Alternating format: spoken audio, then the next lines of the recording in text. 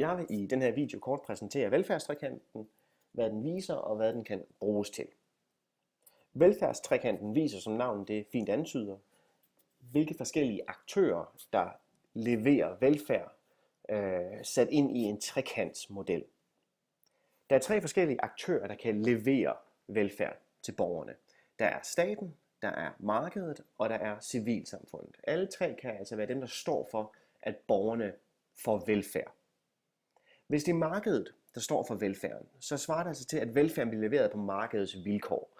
Det, der menes med det er egentlig, at velfærd opstår, når man efter udbud og efterspørgsel afgør, hvem der får hvad. Det kan være i form af, at man får løn. Løn bliver aftalt mellem en arbejdsgiver og en arbejdstager, og det bliver altså med andre ord afgjort på frie forhandlingsprincipper, på markedsprincipper.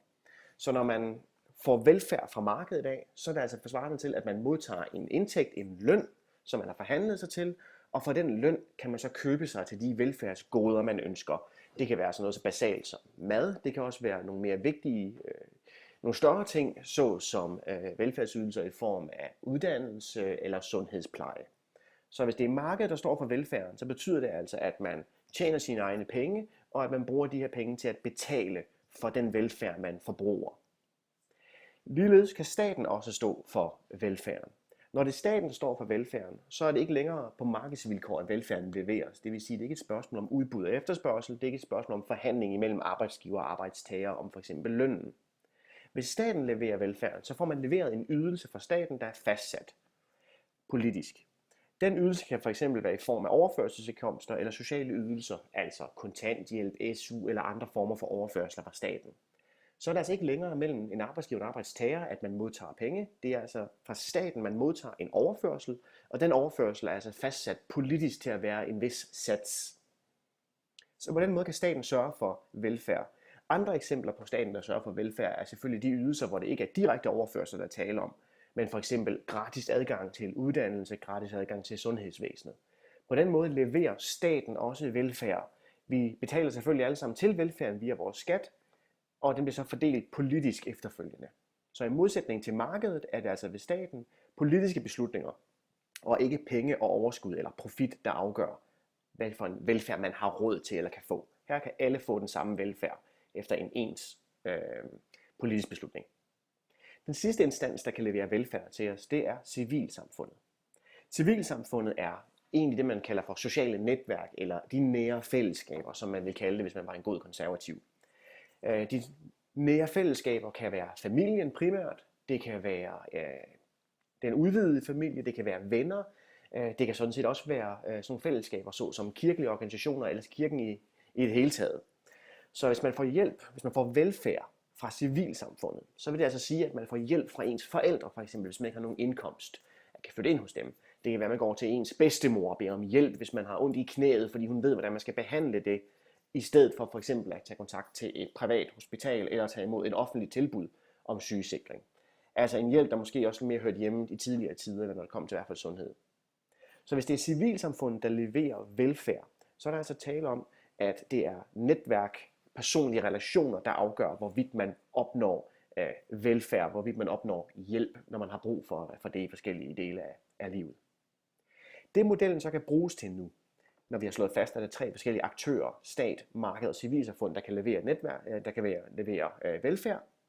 Det er at diskutere, hvilke fordele og ulemper er der ved det, og hvilket samfund ønsker vi egentlig at leve i, ud fra forskellige ideologiske overbevisninger, altså forskellige velfærdsstatstyper. Man kan også bruge den til at kritisere de forskellige instanser. Det er det, Jürgen Habermas han har gjort i lektien til i dag. Han siger, at når det er staten for eksempel, der står for velfærden, så har det udviklet sig således nu, at det ikke bare er en hjælp af hjertets godhed, man modtager, men det er en hjælp, man får på baggrund af nogle politiske beslutninger, på baggrund af byråkrati, altså på baggrund af regler. Ens regler for alle. Og det mener Jürgen Habermas er lidt problematisk i og med, at man ikke længere tænker på mennesket, man sidder overfor som sagsbehandler, men derimod tænker på mennesket, der sidder overfor en som en sag, som en bruger, man skal ikke nødvendigvis hjælpe, men i hvert fald skal få til at behandles efter de love og de regler, der gælder. Så det er altså ikke længere en personlig relation imellem for eksempel sagsbehandleren og borgeren, der er tale om, men der er simpelthen tale om en mere konkret, mere bureaukratisk, mere regelstyret interaktion. Det beskriver Jürgen Habermas som værende noget mere koldt og kynisk, end for eksempel når det er nogle mere personlige relationer. Ligeledes kan man også kritisere, og det gør Jürgen Habermas i høj grad, markedet og dens måde at levere velfærd på. Fordi for det første er markedet naturligvis ikke retfærdigt i den forstand, at alle får lige meget i løn, og derfor har råd til de samme velfærdsydelser.